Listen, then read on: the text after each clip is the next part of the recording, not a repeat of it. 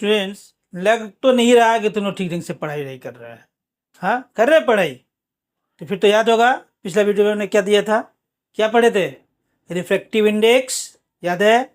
और वेवलेंथ, अगर एक मीडियम से दूसरे मीडियम में अगर लाइट जा रहा तो उसका स्पीड चेंज होगा। स्पीड चेंज होगा, हम जानते हैं फ्रीक्वेंसी सेम रहता है, तो क्या चेंज होगा? वेवलेंथ। तो उनको वेवलेंथ में क्या रिलेशन है ये हम लोगों ने किया था। ठीक, अब यहाँ हम लोग आगे बढ़ रहे हैं। तो क्या इसमें हम लोग करेंगे, सबसे पहला जो चीज़ बचा हुआ है वो है कि एक ग्लास ब्लॉक से अगर एक लाइट जा रहा है, पास कर रहा है, रिफ्लेक्ट हो रहा है, तो दूसरे तरफ जब लाइट निकलेगा तो उसको हम लोग क्या कहते हैं मालूम है? आगे तुम लोग किए होगे। जैसे कि ये ग्लास ब्लॉक है,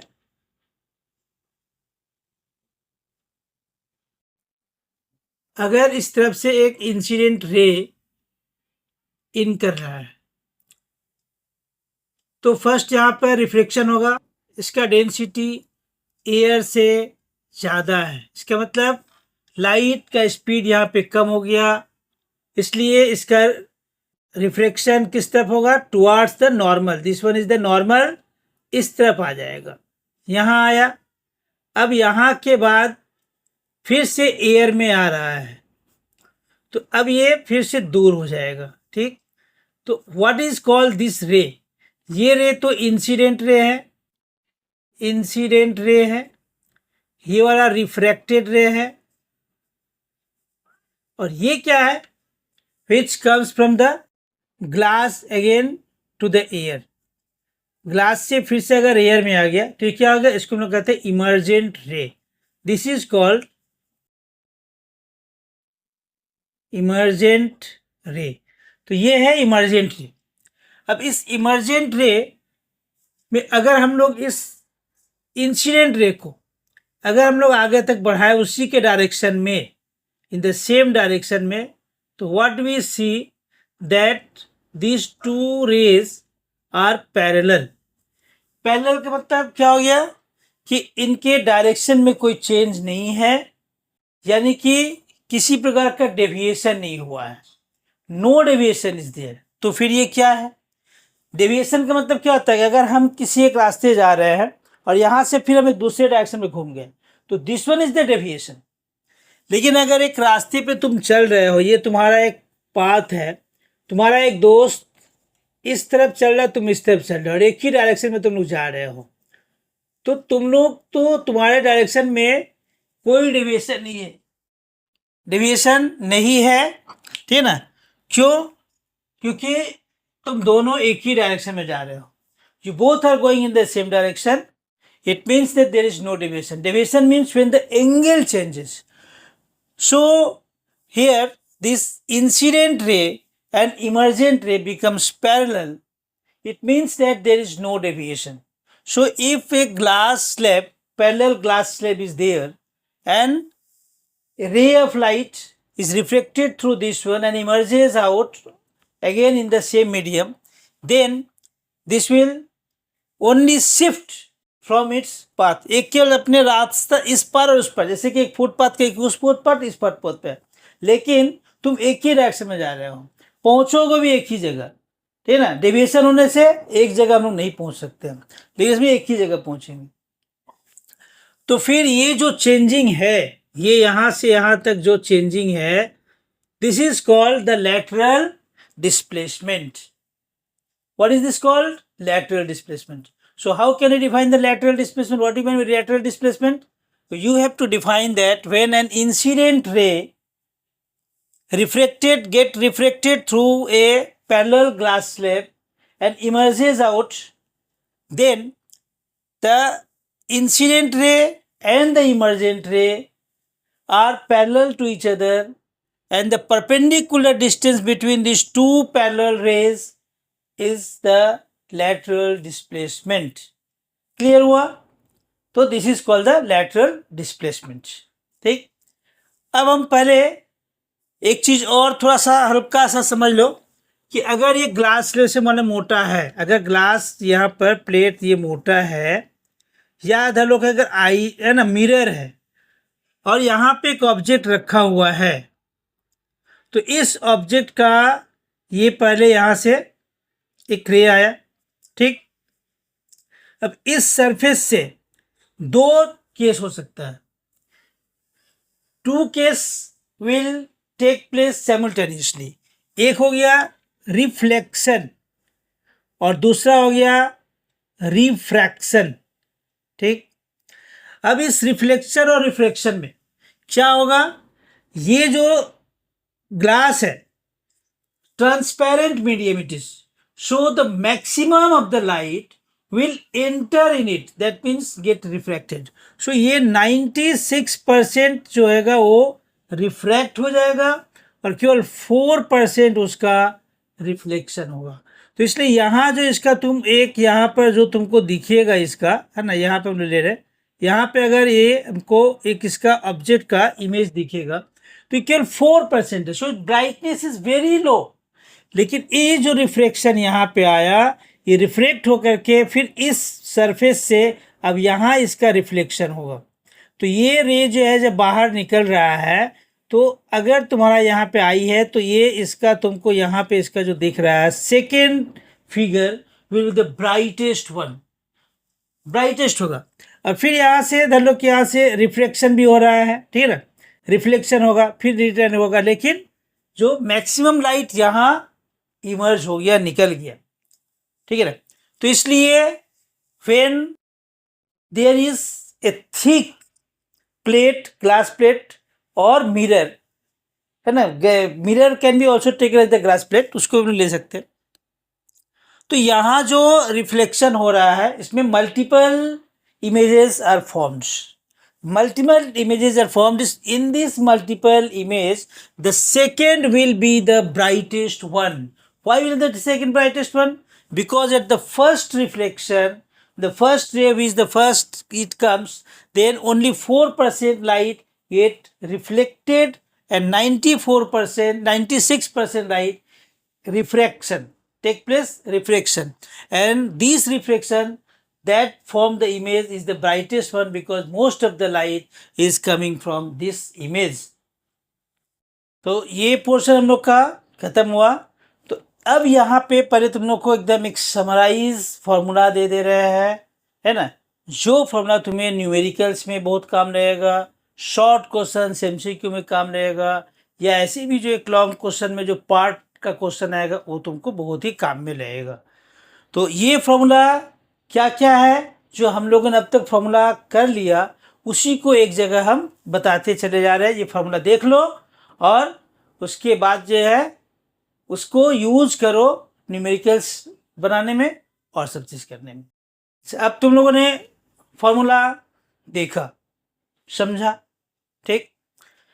अब यह देखो, याद है पिछले वीडियो में तुम्हें हमने बताया था कि रिफ्रैक्शन, अगर लाइट इन कर रहा है एक मीडियम से दूसरे मीडियम में एंटर कर रहा है, उसके बाद भी जो है रिफ्रैक्शन नहीं होगा। बोलो कब नहीं होगा, याद है, when the light enters perpendicularly it means that there is no angle of incident, only zero angle of incident, then there is no refraction.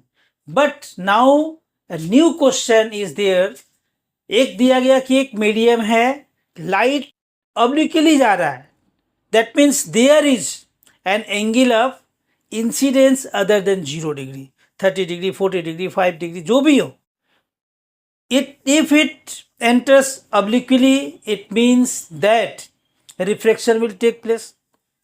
But now in what case, even if the light enters obliquely in a medium, no refraction will take place. बोलो what is the condition? मालूम है condition क्या हो सकता है? क्या बताए थे हम कि रिफ्रैक्शन कब होता है? रिफ्रैक्शन मीन्स जब एक मीडियम से दूसरे मीडियम में जा रहा है और ये अपना पाथ को चेंज कर ले रहा है। पाथ चेंज करने का मतलब है, पाथ चेंज क्यों हो रहा है? Because that medium is denser और rarer than the previous one. उससे या तो डेंसर रेयर होगा तभी उसका पाथ चेंज होगा, because then the speed of light will change, and when the speed will light not change, if the medium has the same refractive index, अगर same refractive index है तो ऑब्लिक्वली अगर उसमें इन कर रहा है तब भी वहां पे रिफ्रैक्शन नहीं होगा. सो टू कंडीशंस आर देयर. क्या क्या condition? Number 1, it must enter the medium perpendicularly. That means angle of incidence should be 0. Number 1 condition. Number 2 condition, if the two medium has the same refractive index, even if the incident ray is obliquely, there will no change in the refraction. That means जब वो अंदर जा रहा है reflection हम लोग कहेंगे ही नहीं है. We shall say that there is no reflection because it has not change its path. ये डेविएट नहीं हुआ, ये चेंज नहीं हुआ, शिफ्ट नहीं हुआ, डायरेक्शन चेंज नहीं किया. ठीक, तो ये कंडीशन होता है. अब हम लोगों ने जो फार्मूला जो तुम लोग अभी देखे, उस फार्मूला से कुछ खास बातें, वेरी इंपॉर्टेंट थिंग्स, जो कुछ शॉर्ट क्वेश्चन जब जो आएंगे, ठीक है ना, वहाँ से तुमको समझना होगा. वो क्या क्या है कि देखो कि अगर ये रिफ्रैक्टिव इंडेक्स जो म्यू है, ये म्यू किस किस बात पे डिपेंड करता है. ये हम लोगों ने पहले बताया था कि रिफ्रैक्टिव इंडेक्स किस बात पे डिपेंड करता है.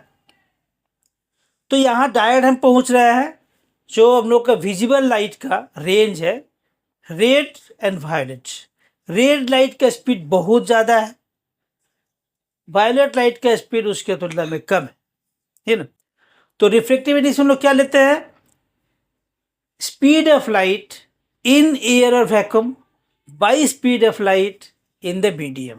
ठीक, तो अब स्पीड ऑफ लाइट अगर नीचे जो मीडियम में हम लोग ले रहे हैं उसमें अगर स्पीड ज़्यादा होगा तो क्या होगा? Denominator is increasing, that means the answer और the result will decrease. So refractive index will decrease. इसके मतलब कि रेड लाइट में रिफ्रैक्टिव इंडेक्स लीस्ट होता है और वायलेट लाइट में ग्रेटेस्ट होता है, हाईएस्ट होता है और मैक्सिमम बोल सकते हो. तो उसमें मैक्सिमम रिफ्रैक्टिव इंडेक्स होगा कब? जब वायलेट लाइट रहेगा. तो अब एक और बात है, अगर मान लिया जाए कि पूछ गया क्वेश्चन अगर आ रहा है कि लेमडा उसका यानी कि वेवलेंथ अगर चेंज करा, क्योंकि फ्रीक्वेंसी तो सेम है, फ्रीक्वेंसी सेम है because their source of light is same. अगर एक ही सोर्स ऑफ लाइट से अगर निकल रहा है तो उनका फ्रीक्वेंसी में कोई डिफरेंस नहीं आएगा. तो फ्रीक्वेंसी में डिफरेंस नहीं है लेकिन स्पीड डिफरेंस है. इसका मतलब क्या हुआ कि उसका वेवलेंथ चेंज है ना. वेलोसिटी या speed of light is equal to क्या होता है? फ्रीक्वेंसी इनटू लेमडा, ठीक ना. तो फ्रीक्वेंसी यदि सेम है और वेलोसिटी कम हो रहा है, इसका मतलब कि वेवलेंथ भी कम हो गया. और अगर इसका वेलोसिटी इंक्रीज कर रहा है, इसका मतलब फ्रीक्वेंसी सेम है, इसका मतलब कि उसका वेवलेंथ इंक्रीज कर रहा है. तो अब हम लोग क्या देखा कि अगर denominator that means second medium में अगर speed of light increases then the refractive index decreases. इसका मतलब हो गया कि अगर वेवलेंथ इंक्रीज कर रहा है तो भी क्या होगा? उसका रिफ्रैक्टिव इंडेक्स इंक्रीज करे, रिफ्रैक्टिव से डिक्रीज करेगा. अगर वेवलेंथ इंक्रीज हो रहा है, वेवलेंथ इंक्रीज मीन्स उसका वेलोसिटी इंक्रीज, वेलोसिटी अगर इंक्रीज कर रहा है तो रिफ्रैक्टिव इंडेक्स कमेगा, ठीक है ना. तो ये याद रखोगे कि when the wavelength decreases refractive index increases, ठीक है ना. तो ये हम लोग को समझना है. तो यहाँ से हम एक बातें कह सकते हैं कि अगर इंक्रीजिंग वेवलेंथ होगा तो डिक्रीजिंग फ्रीक्वेंसी हो, रिफ्रैक्टिव इंडेक्स होगा, ठीक है ना. ये डिक्रीजिंग रहेगा. तो ये जो है हम लोग को याद रखना है. ये हमारे बहुत ही इंपॉर्टेंट क्वेश्चन, जहाँ तक से पूछ सकता है. फिल इन द ब्लैंक्स में tick marks for the true and false, ठीक है ना, या एक वर्ड का आंसर दो उसमें. तो बहुत तरह से सकते, इस बात को एकदम याद रखोगे, ये बहुत ही इंपॉर्टेंट मैटर है. अब हम लोग कुछ न्यूमेरिकल्स करते हैं, बहुत जो इम्पोर्टेंट है, जो फार्मूला है उस फार्मूला पर एक हम लोग ये करते हैं. तो चलो पहले हम लोग एक लेते, एक सवाल है हम लोग के सामने. There is numericals that a ray of light of wavelength 6600 angstrom.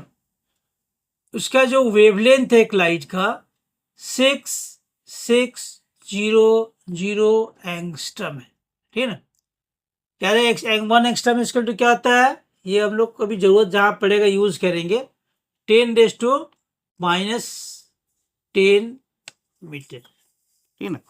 तो ये जो हम लोग का क्या होता है एंगस्ट्रम का रिलेशन है मीटर के साथ में।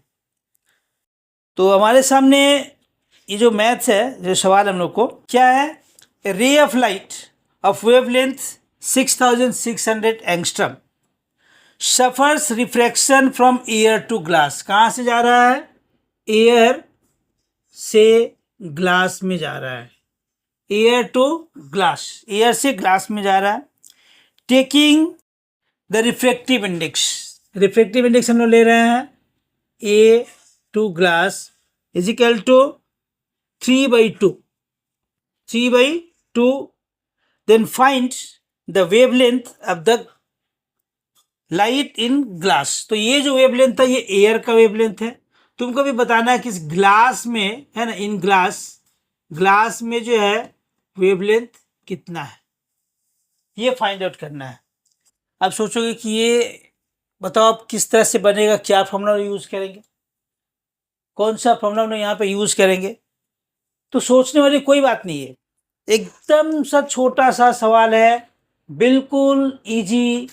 क्या है रिलेशन, तुमको क्या याद रखना है, तो रिलेशन हमको याद रखना है कि अगर हमको जो वेवलेंथ लेना है, ग्लास के साथ वेवलेंथ लेना है, तो रिलेशन याद है, तो लेमडा डैश, तो लेमडा यहाँ पे ले रहे ग्लास में वेवलेंथ इसका कितना होगा, स्केल टू क्या होगा हम लोग का, तो ये हम लोग का आ जाएगा wavelength in air, wavelength in air by क्या था मालूम है, म्यू था रिलेशन, फॉर्मूला था, देखो उसमें था ना इस तरह से formula, dash equal to lambda by यहाँ पे म्यू, ये था। तो ये हमको निकालना है वेवलेंथ इन ग्लास क्या है, equal to wavelength in air by refractive index. तो चलो निकालो कितना हो गया, वेवलेंथ इन एयर कितना गिवन है, this one is 6600 by mu is given 3/2, 3/2 ये हो गया angstrom is equal to 6600 into 2/3 angstrom, 3 से हम लोग काट दिए इसको, हो गया कितना 4400 एंगस्ट्रम, ये ए है एंगस्ट्रम।